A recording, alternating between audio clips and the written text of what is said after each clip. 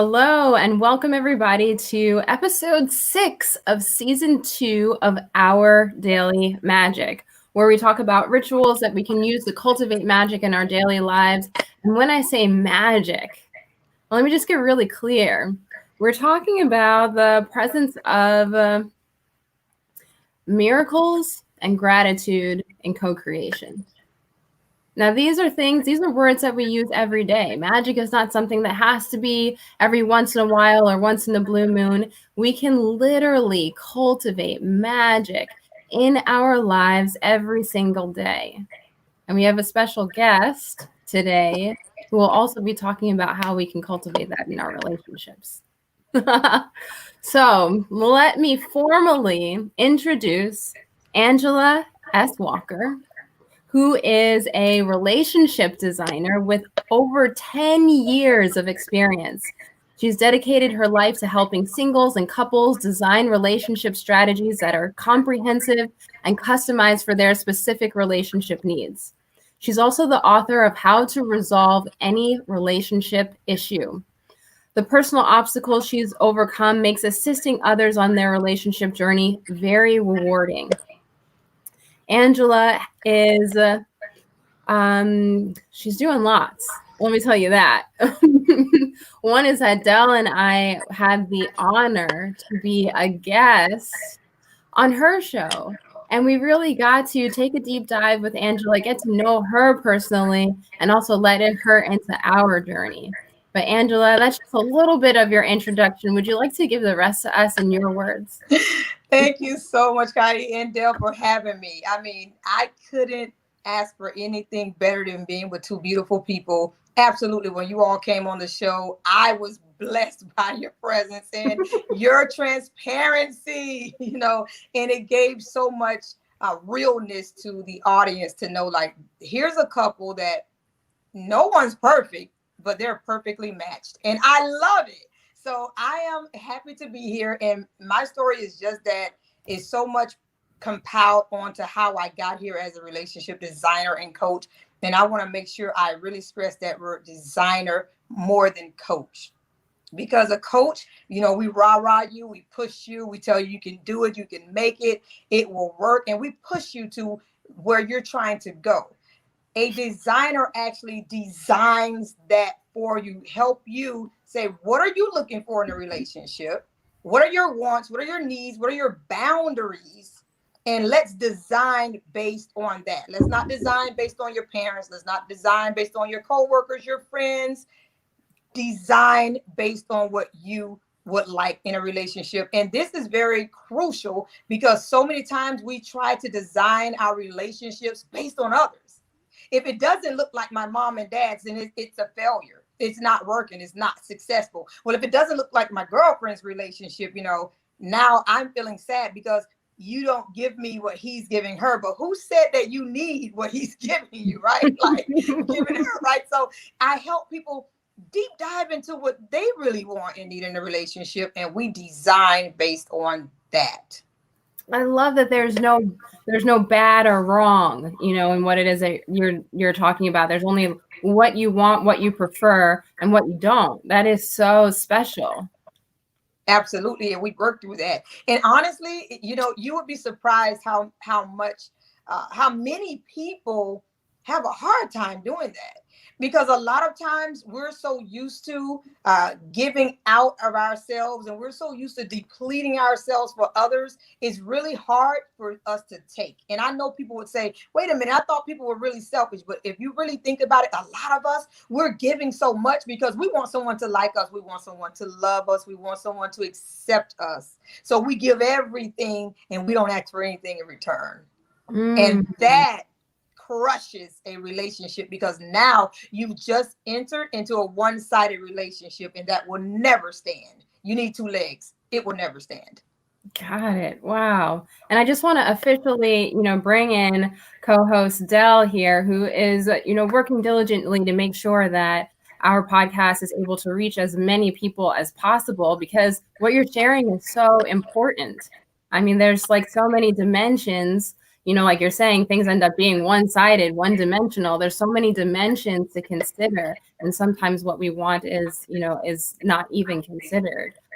Dell, how is this resonating with you so far? How are you doing? Welcome. Welcome, Dell. Thanks for introduction, and hello everyone. I'm always doing splendid. And yeah, with this relationship design, it's very cool, and I love the fact what Angela was talking about of helping people to figure out what they want. And a lot of people, and myself included, been in relationships before in which I'm stepping in a relationship and not really knowing exactly what I want out of the relationship. I just know, like, oh, I want to be with somebody, but not really understand the reason and why I want to be with the person, or the reasons why I want the person to act a certain way. And for me, and it's because I've been making that rigorous declaration for just doing self-discovery about myself and learning more about my I guess my own way of being, the things that I like, the way that I show up, not only just in life, but like how do I show up in relationships? How's it being mirrored back to me? And working on that design is helping to transform the relationship. But the thing that I love now, and I'm pretty sure we're going to get into this some part in the podcast, is just how like a relationship is not set in stone, how a relationship has to be at all times. It to give that freedom and allowing yourself and your partner to be able to shift in each moment, it allows a more of a freedom relationship and not feeling like, oh, I got to keep you a certain way, so that way I don't have to deal with my own traumas that I experience in life. Listen, you are absolutely right. I love what, like you're saying, you have to do self-discovery. And here's what a lot of people don't realize. When I mentioned knowing your wants and your needs and your boundaries, this is a deep dive. This is you saying to yourself, I'll give you an example. My mom, she loves to cook. My mom loves to clean, mop. You name it, she does it, and she loves it. And I grew up seeing that. And I saw her make the meal for my dad. I saw her make sure his plate was already set aside before us kids had our keep, right? And I saw that, and I began to bring that into my marriage because this is what I saw, right? But then when I did a deep dive into myself to say, do you even like that? like, do you like that? And do you like mopping? Does that define you as a woman? If you don't mop, are you not a woman? Like, do you like it? Stripping away what my grandmother did and what my mother did. It's just like what you're saying, Dell. Finding out who are you, your self-discovery. And you know what I discovered? I'd rather hire someone. I discovered that.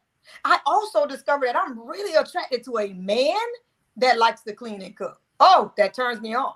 So, but if I would have stuck to what my mother did, I would have kept doing those things and I would have thought I was happy, but I would not have been really happy. And this it goes so much deeper than just saying, what do you want? What do you need? When people name that and they tell me these things, I ask why. Why do you want that? Why do you need it? And the answers I'm getting, they realize as we deep dive, that's not what you really want. That's not what you really need. And it's okay to say, this is what I need. And it's okay. Be okay with that. And another thing, as we're mentioning, be okay with your partner changing emotionally. Be okay with the relationship going into another area. Be okay with that, because love is going to go through all of those steps and stick together. Absolutely. Absolutely. It's so funny because I think it was just yesterday or the day before yesterday, there's a post that I put up, and it was like, if the universe gave you 3 magic coins, that you could use to manifest into anything that you want, what would it be? And I don't know if I wrote down my answer, but it's the same things that I want in my relationship. And I can say that with certainty because it's not only something that I want for myself. It's definitely something that I want for myself, but something that I want for everybody. It's something that I want for my partner. It's something that I want for my kids. Something that I want for my family. It's something that I want for my friends. And what that is freedom, power, and self-expression. Yes. Yes. And you know what, Kai, I love that you mentioned that, because when I was doing that deep dive in my self-discovery, I said, what do you want? Like literally, what do you want in a relationship? And what would be your absolutely, if you don't have this or we can't have this, there is a no-go, right? And I narrowed it down. I want peace. I want peace of mind. I don't want aggravation. I don't like fighting. I'm a problem solver. If there's an issue, I love coming to the table and I love us tackling that issue. So I like peace. I love passion. I love a person that's not only passionate when it comes to intimacy, but passionate about life in general. I have to know that you're passionate. So I have to have that peace, passion. And the last, I have to have promise.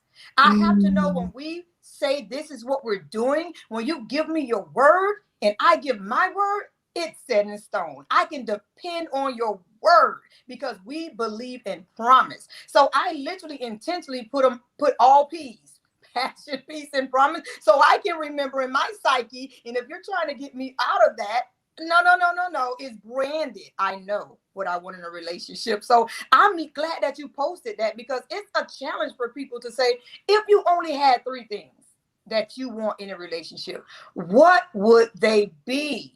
It will literally take you out of this superficial, tall, black, and handsome, or whatever.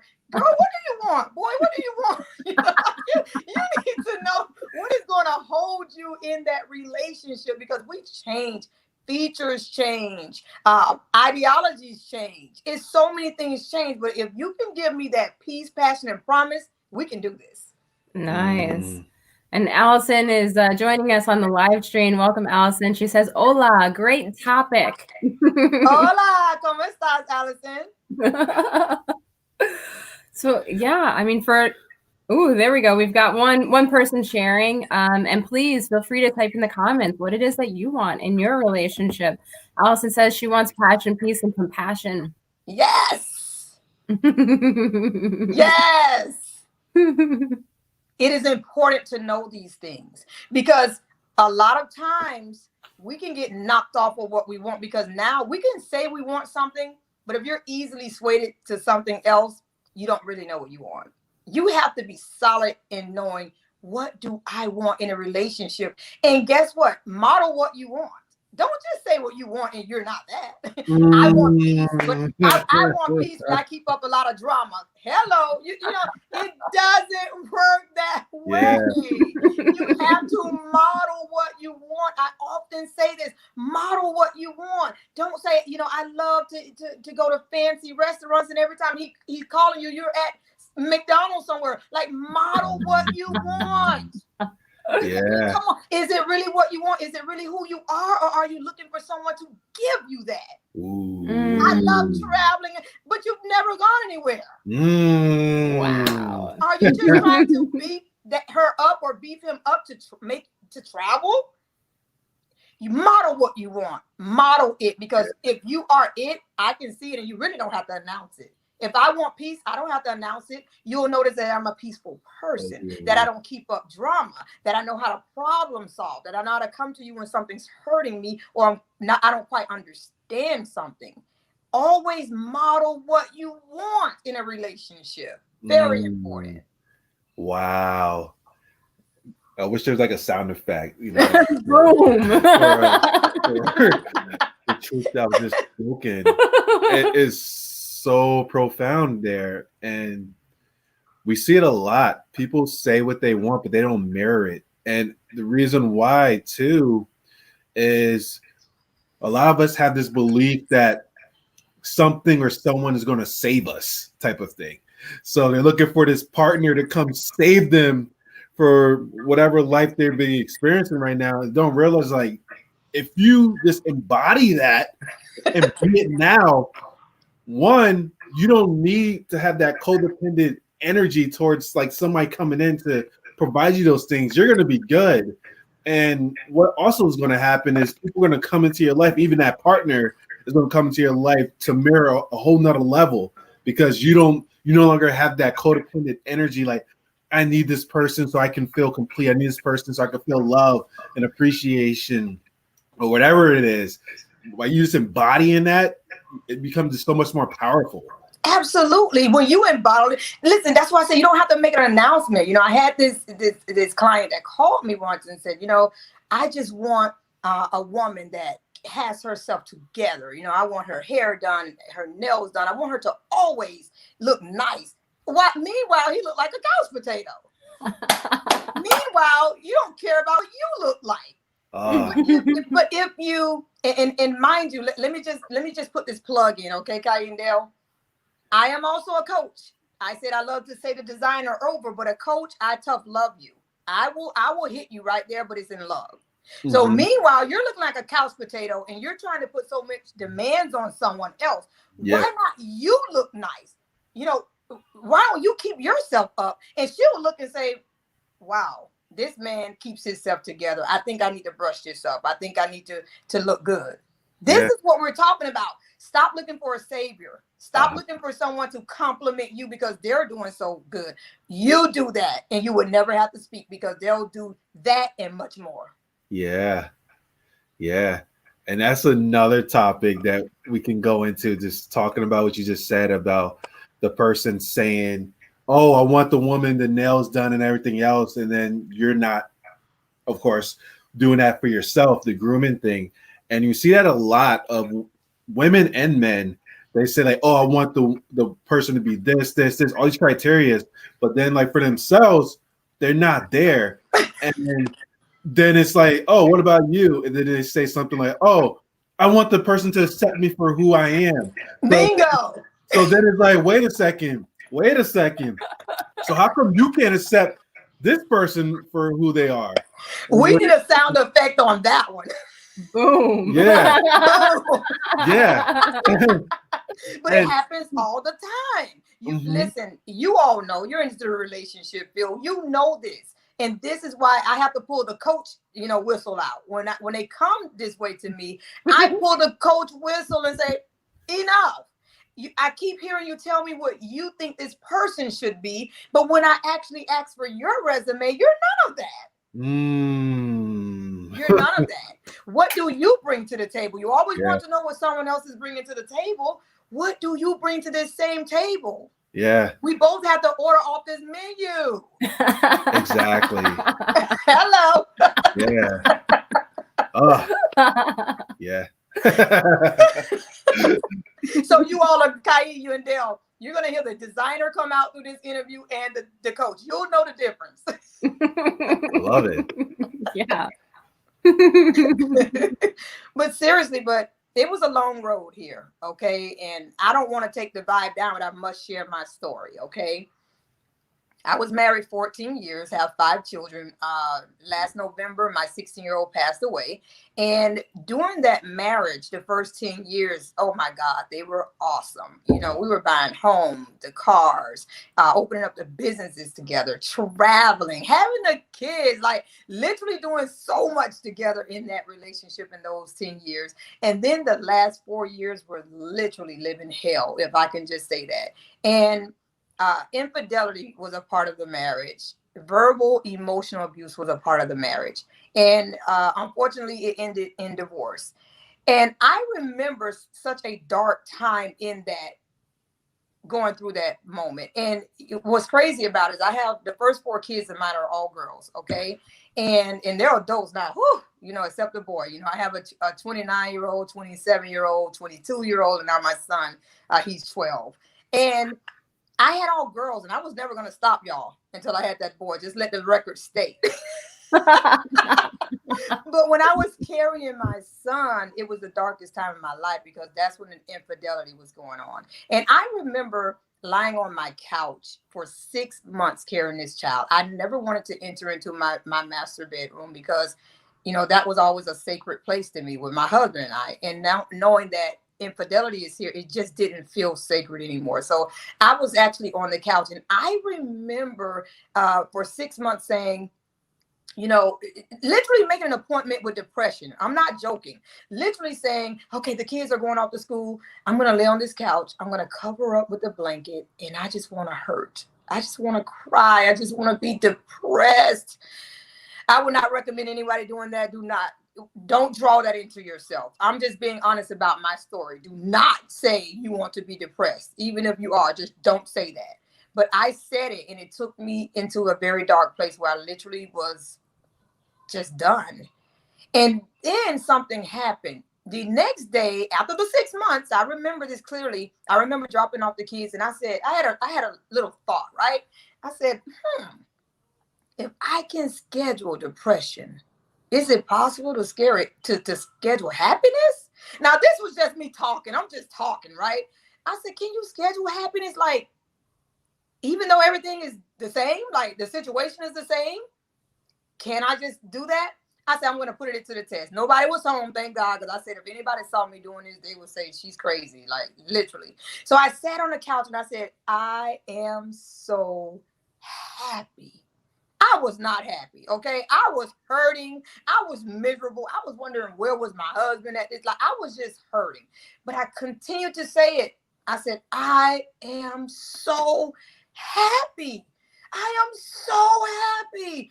And after probably 100 times of saying that, I started laughing. I was laughing out of control. And I said, oh my God, now, Angela, you have lost it. Like, literally, you're going to the insane asylum. Like, you're crazy. You're laughing right now. So I thought the laugh was like a weird laugh. You like a weird laugh, like you're going insane. And I kept laughing. But what happened was the laugh turned into a real laugh. Because I began to, after I said I was insane and thank God no one's home right now, I began to think of all the reasons why I should be happy, despite my situation. And I said, you're carrying the son you always wanted. I said, all of your kids are fine, Angela. Oh my God, you had a good meal today. Your fave. And I'm still, and everything I named made me laugh even more, but I knew at this time it was a real laugh. And that changed the trajectory of my life. I want people to hear what I just said. It doesn't matter what you are facing. It doesn't matter what you are going through. It could be real. I get it. I understand. I just had a child that just passed away. But if you just say, despite this, I am happy. I am living. I am breathing. I am happy. Your words have created power. It will bring that very thing into existence. I was not happy. But because I spoke that and because I would not stop saying I was happy, I became happy for real. Now I often say happiness is a choice. We choose to be happy. After that, it actually started, I started seeing different things. I started seeing, what did I do in this marriage? I began to stop looking at what did he do? Because I was bitter and everything was his fault. Everything was his fault, okay? And I had to say, what part did you play? What did you do? Scrape out him right now. Just look at you. No one's here. Just look at you. And I realized that with my child, the one that recently passed, she was born with cerebral palsy. And I realized that when she was born, I literally gave everything to my child, just as most mothers would do. And I literally became an unlicensed nurse. I was giving meds. I was giving CPR. I was doing everything that a nurse would do. But I was mom. And I had other children, but I dedicated everything to that child for her wellness. I wanted to know everything about her condition. But guess what? Even in that heroic moment, and people would applaud me for that, I neglected my husband emotionally and physically. Now, that was my part I played. That's what I had to own up to. Am I giving him a pass for infidelity? Absolutely not. Because people can come and you can counsel and you can get help. What I am saying is sometimes look at yourselves, people. Find out what role did you play in the relationship. We don't like to do that because no one wants to be the bad guy in the story. We all want to be the superhero. But sometimes take off that. Take off the costume, strip yourself and get real with yourself. And find out what role you played. And because of that, it caused me to say, I want to help other people not lose their marriage, but salvage it if they can. And I want to help people build. And I want to help people come together and salvage it and rekindle the love that they have for one another. But it is going to take you to be honest and real about who you are.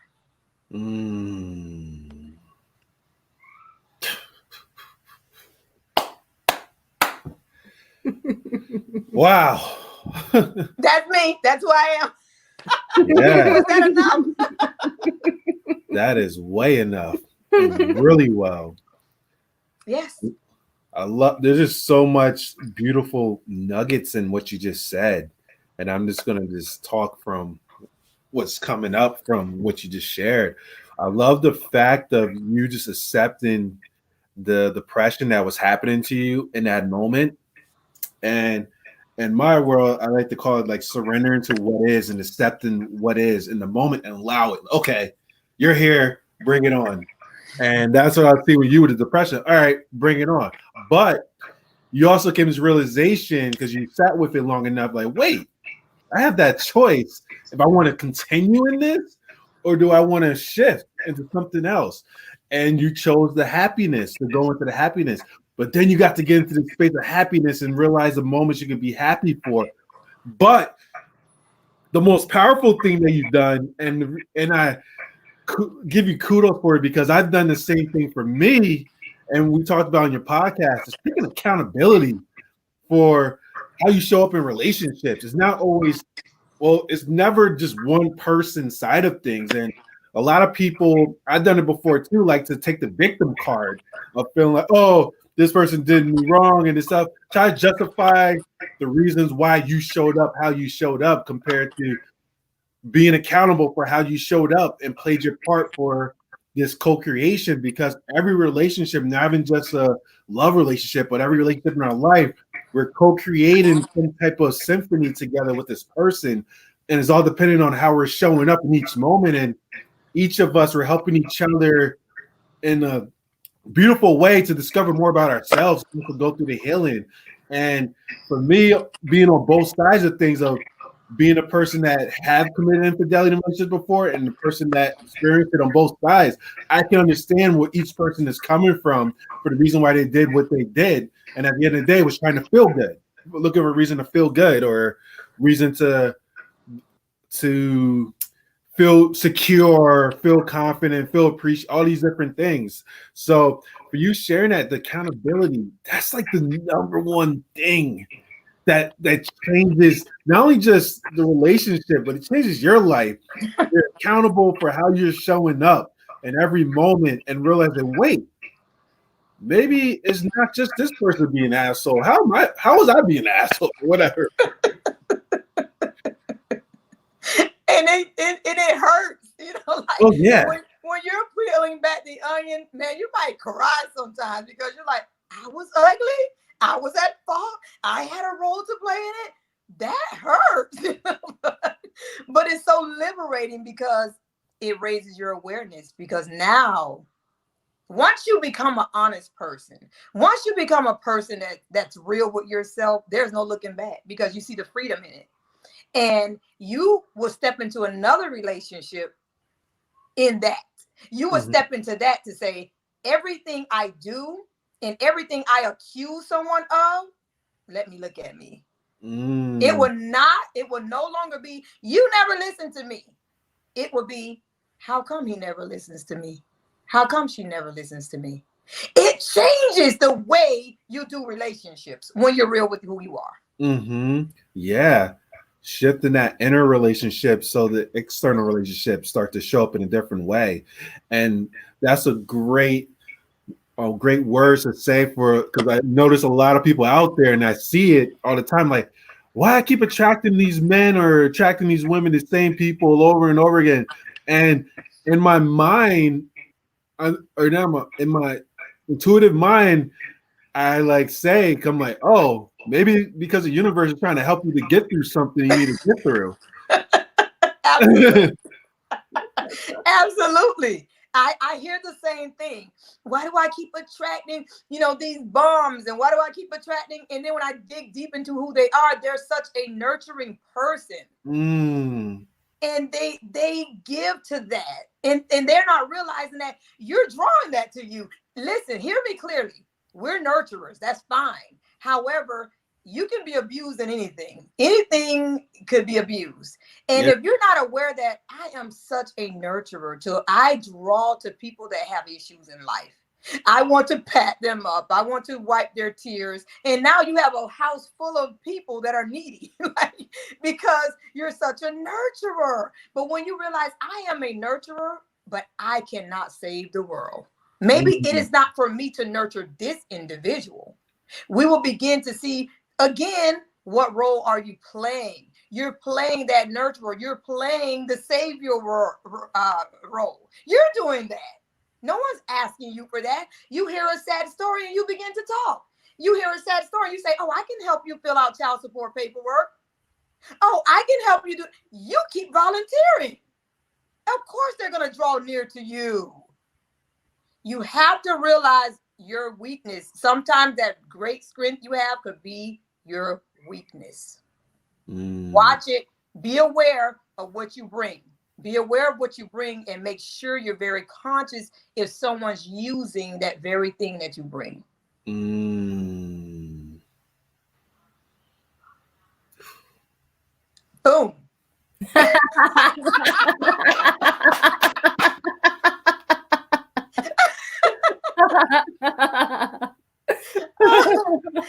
This is going to be called boom. When you all put this out, it's called boom. Right. But it's such a beautiful thing. Like, honestly, I love working with the singles. I love working with my couples, especially those that are really hungry for truth, when they're hungry for changing the way they've been doing things because they realize it does not work. For example, when a lot of my singles, they're so anxious. They feel that because they have certain standards and certain beliefs that they will never find anyone. So they begin to compromise, and it only ends in failure. It only ends in failure. So because they're so anxious and because they're tired of waiting and because they feel like, you know what, my biological clock is ticking, so I just better take the first thing walking. But I would encourage people, no, stick with your standards and what you believe. You will draw that because, again, you're going to model that. And that person that's attracted to that will come near to you. It's simple as that. And I often tell my singles, stop looking for what you want somewhere that you don't even like to be because they're not there. For example, you don't like to club, but you're in the club looking for someone. Why? Why are you there? I mean, be true to who you are. If you love to read, go read in the bookstore. Stop reading on your couch. Stop reading in your bed. Go to the bookstore and read. And guess what? Some woman is reading too. She might sit next to you because she's attracted to a reader because she's a reader. Wow. Stop doing and going places that you don't like because you're going to draw people that you don't like yourself. Wow. That, woo. Being and doing stuff in alignment with what truly sparks your soul is going to attract the people that mirrors your soul. That's profound right there. And we see it a lot. I had a question that I was going to go into, like a topic, and it's like a two-way thing about relationships. And one is geared towards like the first date, and the reason I'm thinking about this is there's a lot of people out there who, like you said, are single people and they're dating and they go on that first date with that person. And what I experienced, and even for myself when I went on a first date, was I will hold myself back, meaning like not really showing my vulnerability and who I am right from the beginning. So that way there's like no time being quote unquote wasted. People get to see who you really are, and they get to see like, okay, can I be in alignment with this or can I not be in alignment with this? I noticed that like for relationship wise, it takes a little bit for people to start to release those shells and stuff of who they are, and then they start to show up subconsciously who they truly are, like in a couple of weeks or months or whatever from dating. What would be your advice for somebody that, let's say, a single person who's just starting to talk to somebody or starting to go out for a first date?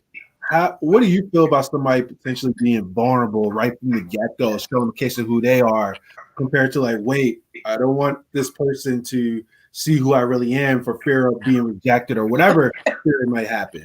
I love it. I love that question because I have so many first date mistakes people make till it's not funny. I try to save the singles time. Like, listen, don't do certain things on your first date. Like, one may be to talk about your ex. I'm going to get to your question, but I'm just giving you an example. I say, don't talk about your ex. Yeah, but I'm talking in a good way. It doesn't matter because here's the reason. When you talk about your ex in a bad way, let's start with that, the opposite. And you're here like literally giving them all the business about that ex person. What they're doing is saying on the other end, whoa, if this doesn't work out, you are going to bash me well. You're going to bash me because they're looking at how you're bashing someone else, although it may be truth into what you're saying about your ex. Now, on the flip side, you can say, well, Angela, how can talking well about your ex be a problem? Well, you're talking so well about your ex. Now this person is saying, well, why are you sitting here with me? So stop with the ex thing. Like that's number one. Stop. We don't talk about our ex. But as far as vulnerability goes, a lot of people, when we say the word vulnerability, we automatically think this is someone that has this needy personality, this woe is me, this violin is about to come out. And that's not necessarily true. I can be vulnerable to certain things. As I mentioned before, the woman that's a nurturer, but is used and people use it against her. That's a vulnerability. It doesn't mean you're weak. It just means here's something that I deal with. I often say, show up for real. Show up for real. Now, if we don't have to talk about my vulnerabilities, we don't have to. But if we do, it's okay. Don't start off, giving people your whole rap sheet or your whole resume, on these first dates. Slowly and gradually take your time into dating, but be you. Show up for real. If you drink alcohol, drink a glass. Now, don't get sloppy drunk and be silly. You don't want to look like you're an alkie, but you do want that person to know you drink.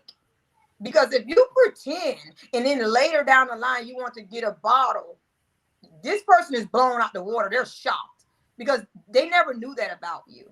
And your vulnerability, things that offend you, things that make you feel some type of way. And if that person does it, I often talk about the first 21 days. You better get it right the first 21 days or leave it alone. What do I mean by that? Get out what you need to get out. Ask the right probing questions that I need to ask this person in order to know that we can mesh well anyway. And let me get out the things that I'm vulnerable about in a right way. It's all about, Dell and Kai, how you present. Presentation is everything. Presentation is everything. Never come off like that person needs a violin. Never. Never come off like a victim. Never. Talk about lessons learned over how you were wounded. That's always better. Come from that space. Lessons learned. Lessons learned, not hurts and offenses. It shows up as though you're a victim. Don't ever show up as a victim. Don't ever do that. It kills the first dates. And while we're on first dates, okay? I often tell people something that people like are blown out of the water when I say this. I say, go around the family as soon as possible. Yeah. No, this is not serious. We haven't even committed. That is why I want you to go to the family. That is why I want you to go around the family, because a lot of things people are hiding from you is exposed when you're around the family. Mm-hmm. You begin to see how they think, the family, how they what are their morals, what are their values. You begin to see if people are even looking at you like, girl, why are you with him? Or, man, do you know my cousin Patrice? Like, whatever. Like, you need to get around that family as soon as possible. And that's contrary to popular belief. Don't wait until you connect, and don't wait until you get into a relationship with that person. Get around that family as soon as possible. Yeah. It reminded me of the saying is when they said, like you mentioned, like guys mentioned to their friends, like, "Oh, I'm dating, let's say Joan," and they say, "Joan, Joan." Joan, no, Joan. Yes, Joan. Oh God. It's And like, you yeah. thought you had a diamond. Stop being secretive. This is the problem a lot of people do. We begin to date and we're very secretive with it. No, you need to shout it from the rooftop who you're talking to. Yeah. Shout it from the rooftop. And I saw someone say probing question. Absolutely. You need probe to, and we're asking questions like, what's your favorite meal? And what's your favorite restaurant? And what's your favorite color? That is irrelevant at this moment. Try asking, have you ever been convicted of a crime? And if so, which one? Like literally probe. Yeah. Hello. Yeah. We need to ask questions. Mm-hmm. That communication right from the gate, very profound and powerful. But also, it's like, why, like, part of my French, why bullshit? And it's like time on this earth is limited, but like we go through like these dates and stuff. Like, I want to I want to slow things down. I want to make things are perfect. I don't want to step over whatever. But it's like, yo, if you know exactly what you want and everything, like just have that conversation, right? And be okay. I I realized, and also from talking to people, and then also my own experience, a lot of people fear rejection. Like putting yourself out there for the fear of the person might say, like, wait, I don't even like you, or tell you no, or things like that. The fear of stepping out there, and that's the potential worst case scenario that happens. But then what happens from that? You move on. But what's the best that can happen for you doing that? Just stepping out and this person, wow, I was actually thinking that, and it's like a beautiful, honest conversation that happens right from the gate. And absolutely. Listen, reject me, please. Because yeah, now I know you're not the one. We need to speed date. And I'm not talking about the speed dating where you slide over to the table and say, hey, what's your favorite color? I'm not talking about that speed dating. We need to speed date for real. When you meet someone, if they're not bringing in what you want and you all do not connect very well, speed date, you're out of here. Stop wasting time. Stop thinking people will soon change to be where you want them to be. Speed date, people. Speed date. Get it out, because now you're not connecting. Now you've not hit the bedroom. You haven't now gotten to something so deep that you feel you can't turn around, or you feel dirty now. And I have to continue this now because we went there. No, stop going there. Speed date. Speed date. Learn how to do that. There's a trick to it. There's a way to do it. Yeah.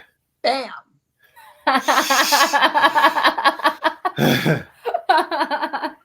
Kai, you like that? You started it. It's so appropriate. But I mean, speaking of dating now, like, amongst your clients or the people that you engage with, Angela, like what does it look like out there? It looks scary. It looks like COVID-19 is the new birth control. Oh, wow. Because you don't know if someone has it. So what I do know is people are not having intimate relationships as often as they were because they're afraid. But it looks like now people it's two ways. People are really getting that anxiety because they're feeling all locked down in a cage and they can't really go out and date the way they used to. I mean, heck, you can't even see their full face. So you're afraid. Like, you have nice hazel eyes, but I don't know what's going on up in here. So now we have another problem. Okay. So now dating now has really become more nerve-wracking than ever. But what I am stressing is have patience. Have patience. It's okay. This is a time to do some self-care. This is a time to do some self-evaluation. This is a time to learn about yourself. This is I often say utilize this time because we were going so fast in this world. The pandemic has caused us to slow down. And it's nice because if you think about it, if you're on the road and you're driving, on the road and you're going so fast, you're so quick to go into the other lane, but sometimes we have a blind spot that we did not see and you could cause an accident. Slow down. So you're able to see blind spots and you can see that you're not going to have a fatal crash, a fatal relationship crash because you were so in a hurry. Utilize this opportunity to know just who you are and really, really, really define your wants and needs and boundaries. You see, I say boundaries a lot because we just do not have boundaries. We think we have boundaries until somebody crosses it and I was like, oh yeah, I don't like that. No, you need to know what you don't like up front. You need to know what you don't like up front so you'll be able to discuss those boundaries. Example, if I do not want anyone calling me after 10 o'clock at night because I need all my sleep, okay? I need all my beauty sleep. I can let you know up front. When we begin to communicate, I can say, you know what? After 10, I'm not available. After 10 at night, I actually go to bed. I wind down. That's my me time or whatever. But we often never say these things until someone violates that space, until someone does what we don't like, and then we go out on a tantrum, but you never discuss expectations. Discussing expectations up front could save you a lot of heartache and pain. And that's exactly what that How to Resolve Relationship Issue book that you mentioned earlier in my bio is all about. Expectations. Talk about it up front so we don't have to clean up the mess later. Whew. That's a powerful word, expectation, too, because of what we are expecting sometimes how for somebody to show up. And to go more into that expectation, sometimes was asking the question, because I ask myself the question when I have expectations of why am I expecting somebody to be this certain way? And it's because I'm doing the inner work of being more self-aware of the reason why I'm doing the things I'm doing or saying the things I'm saying. And sometimes what happens is when I say that, why am I expecting this person to show a certain way? And I sit with that, I get an answer, oh, so I don't have to deal with this experience that happened to me when I was a kid. And I'm trying to like put this wall up so I don't have to deal with that emotion type of thing. So for me, I feel certain expectations are very powerful to have, like those core ones, the core expectations for how you would like to experience in relationships and experience in life.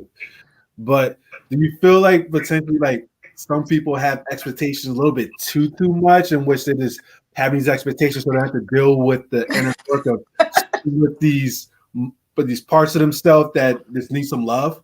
I do. I feel also that a lot of times we have expectations again based on our upbringing. We have expectations again based on what our mom and dad did. And when we dig deep, we realize we don't really care about that. And now you've just put this pressure on someone else. I'll give an example. An example, I had a client that she would constantly say that she felt that he should open her car door every time she gets into the car. Now that sounds beautiful, right? Like he opens the car door. Hello. However, he was getting frustrated because he said this did not show that he loved her any less if he didn't open the car door. And when we really got down to it, guess what? She was tired of waiting on him to open the car door. Meaning she's sitting there waiting for him to open it. We parked into the grocery store and now he's walking around and you could have been out. The AC's off in the car. You're sweating. You're getting your wig all hot. And he has to open the door only because your dad opened the door for your mother. You don't like it. And you put this expectation and this pressure on him. Let's get real with our expectations. And as you said, find out, why do you expect that? What is your reason for expecting that? What is that reason? Talk about it up front. I also had a young lady that she was dating, and every time he would come over, he would kick his shoes off at the door and he'd come in. Of course, she wanted no shoes on walking through her place. Right. So, he would do that. He would kick the shoes off and come on in. But she would get so aggravated because he just kicked the shoes off and not like place the shoes. You know what I mean? Like place them nicely and neatly in the corner. And she would be so upset about that. And I said, have you ever told him that? have you ever told him that? And she said, no, I never told him that. I just figured he should know that. Like, who would kick their shoes off and like in the middle of the floor? I said, but that's what you think. This is what you expect him to do. Yeah. He's not thinking he's disrespecting you. He's thinking you don't want shoes walking all over your light carpet, and he's honoring you. That's what he's thinking he's doing. But you have a certain way you want him to honor you. Why don't you tell him, honey, when you kick your shoes off, sweetheart, could you please place them here? I have an area right here. Do you know that one shift in conversation, the man started putting the shoes like it was nothing? He didn't argue about it. Yes. Hello, talk about it, people. Stop thinking someone should be like you and think like you. Mm-hmm. You're getting yourself frustrated because they don't cut their steak the way you think they should cut it. It's their steak. It's their steak. Yeah. That's going back to what you asked, Dell. Do we have unrealistic expectations? Yes, because you don't want ketchup on your steak and she likes it. Why are you upset about it? It's her steak. You happen to like ketchup. It's so funny. And like to even take it, and this is another one of my perspectives. This is taking there a little bit just for people to like see those type of things and people who are doing that in their life and being aware of it. And what I see, and it's because I observe how other people interact and things like that, especially people who try to manipulate things to be a certain way, or even like these people to like, oh, this person needs to be this way because this is how I wanted it and stuff like that. And it's not this person being able to authentically be themselves. And to be real about that, it's a little bit, a tiny bit energetically narcissistic to try to manipulate somebody to be a certain way so that way you don't have to experience pain or sorrow or upsetness and things like that. And it's just so funny this how simple things could be by just having that conversation as to why you want things to be a certain way. But what usually happens is the person just do something and they're doing it completely like they're just doing it. But then this person just gets so triggered from this thing. They go into the story. My whole day's upset right now because he kicked his shoes down or whatever, and like that type of thing. Compared to like, hey, honey, the reason why I do this is blah blah blah blah. Oh, okay. And like the way you explained it, that one little conversation that the person was able to just express themselves in the moment allowed that shift for relationship. And that's something that's so profound. And I've been using that in our relationship a whole lot more now. And even like I tell Kai as well, I'm like, just talk. Communicate in the moment, like what's going on and things like that, because it helps things so much more profound compared to like, let me telepathically send this message to them to like do it this certain way or be this certain way so that way I don't get upset. Oh no, they didn't do it. And you know, now I'm upset the whole day because this person didn't do this. Like, come on, get over yourself. So funny, Dell and Kai, about that is because I'm not picking on people because I don't know. Why do you think I know this? Because I've done it. Hello. That's why I'm able to tell you not to. When I was married and he would throw the dry towel across the shower line, it would aggravate me. I'm saying, why is the towel hung across my beautiful shower liner? And it would drive me insane. And one day I said, tell him not to. Like, he doesn't know you don't want that. And when I said, honey, don't throw the shower, your towel across the shower line. I actually like to see it, walk in the bathroom and see how beautiful it is. He stopped. He did not fight with me. Yeah. So I was thinking, girl, you went all these years mad about something you could have snapped and, you know, in a moment, just having a conversation. Yeah. I'm pulling the towel down all upset. You know? Yeah. That's just how it's so cool. This how simple it could be by just having a conversation. And it's even like people afraid to have that conversation with a person they're talking to to like find out what's the other person's intentions. They want to wait it out to see like, oh, maybe this telepathic message I'm sending this person to that I'm interested in them, that they're going to pick it up and eventually be interested in me, compared to like having this conversation right from the get. Look, I'm interested. This is what I would like to experience. What do you think about it? Just to hear where they're coming from, instead of like in this story of this person may not be interested. Oh, I'm not where all these different things that happen by just being in your mind, because our mind can put so many different stories as to what's happening in situations compared to just having that conversation like, oh. Have a conversation. You know, I had a couple that I was working with, and she found out by us communicating, by me digging deep, that he never liked to have deep conversations during a meal. And she never knew that. She never knew because, one, he never told her that he didn't like it. And number two, she never asked. You know, honey, whenever there's a conversation that's really sensitive, when is the best time that you would like to talk about those things? And you would have found out not over mealtime. He can't digest his food, you know, properly. Communication can help us a lot in our relationships. Absolutely. Angela, everything you're sharing is so valuable. Thank you so much for inspiring the authentic conversation. Thank you. Please, please, please share with everyone where they can find you. Okay, thank you for giving me that opportunity. I say on my Instagram, Angela.s.walker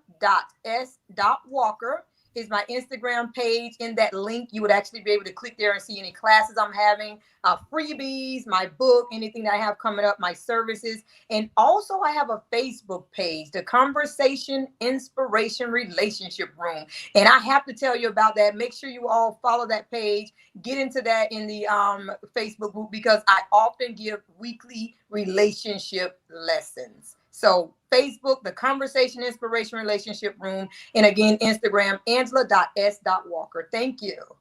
You're most welcome. Thank you. I want also to thank everybody who is here with us, who has been here with us for the hour. It has been such such a wild ride through this beautiful conversation, and your input matters. See this? Angela is on fire. Yes, she is. Thank you. Join her, continue the conversation on her platforms, Instagram, Facebook. Join us next week. Here you go. Dell's written out the link to your group. Join us next week as well. Angela, we thank you. And of course, Dell. Wait. Before we even get to that. Yeah. Because definitely all this stuff that we just talked about, some powerful things. Mm-hmm. And to bring it home, I want to allow Angela this space to share. If you had one message to share with our audience out there, especially people who are very interested in relationship with themselves and others, what would be the number one advice you would give them? My number one advice would be always dig deep within yourself to know who you are truly. My advice would be to do that with no one around.